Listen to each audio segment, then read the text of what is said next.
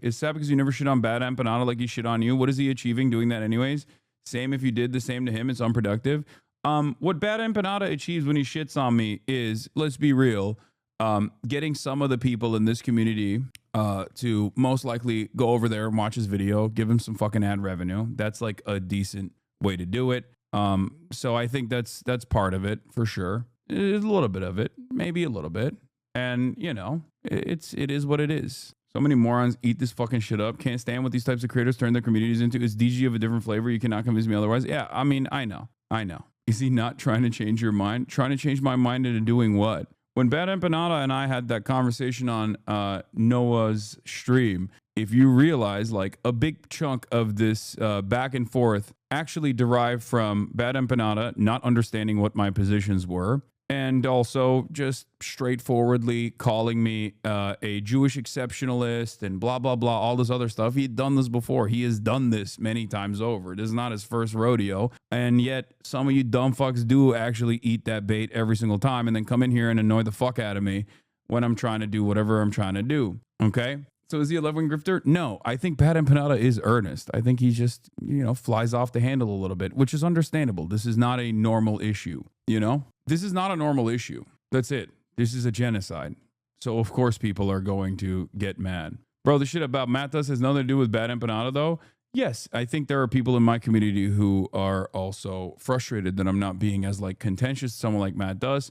Part of that is because I didn't know what he had said in the past as far as like what his defenses were. I just kind of knew him as like a guy who post October 7 was definitely on the liberal Zionist track, even though he had been an advocate for cutting weapons transfers to Israel alongside Bernie Sanders. He was Bernie Sanders' foreign policy advisor, former foreign policy advisor. And if I had known about some of the things he had said, I think I would have been more contentious overall, especially when prodding how he went through his journey, because I think there's like a sense of embarrassment, especially at this stage, from people who do foreign policy stuff, for not being on board early on, and not recognizing it early on. And he tried to communicate that to me by way of Biden, which I, of course, vehemently disagreed with, and told him was utterly ridiculous. And I did not, I didn't let him, quote unquote, get away with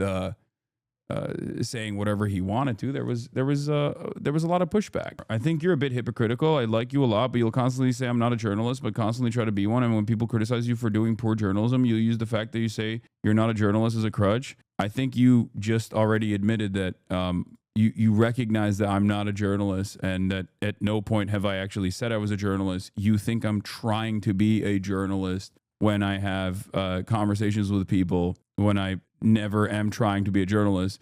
You literally just got mad because of perceived hypocrisy that comes along with something that I never said I was, that you think I'm actually trying to do. That's the issue. You've said you do journalism. Yes. The times where I do, quote unquote, things of journalistic value, in spite of not being a journalist, is talking to someone who is like in Gaza, for example. Okay.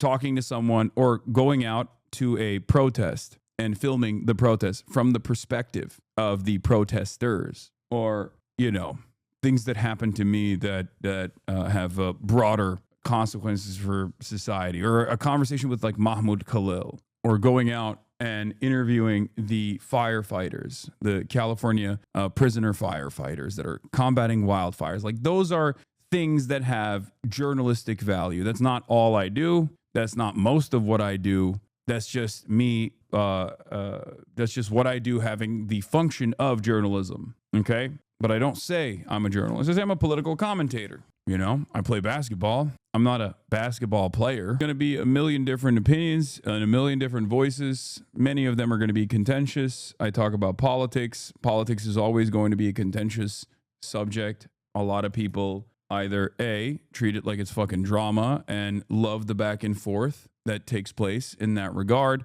or B, understandably play it close to their chest. And so when they hear something that they might have misunderstood or didn't fully comprehend or completely disagree with, outright disagree with, all of a sudden this is like a world-shaking event. It's a world-breaking event for themselves. Like, oh, this content creator who I this guy who I thought, had my best interest in mind, I disagree with him on this one thing, whether it's because I might have misunderstood it or because I just have a vehement disagreement on this issue. This is really fucked up.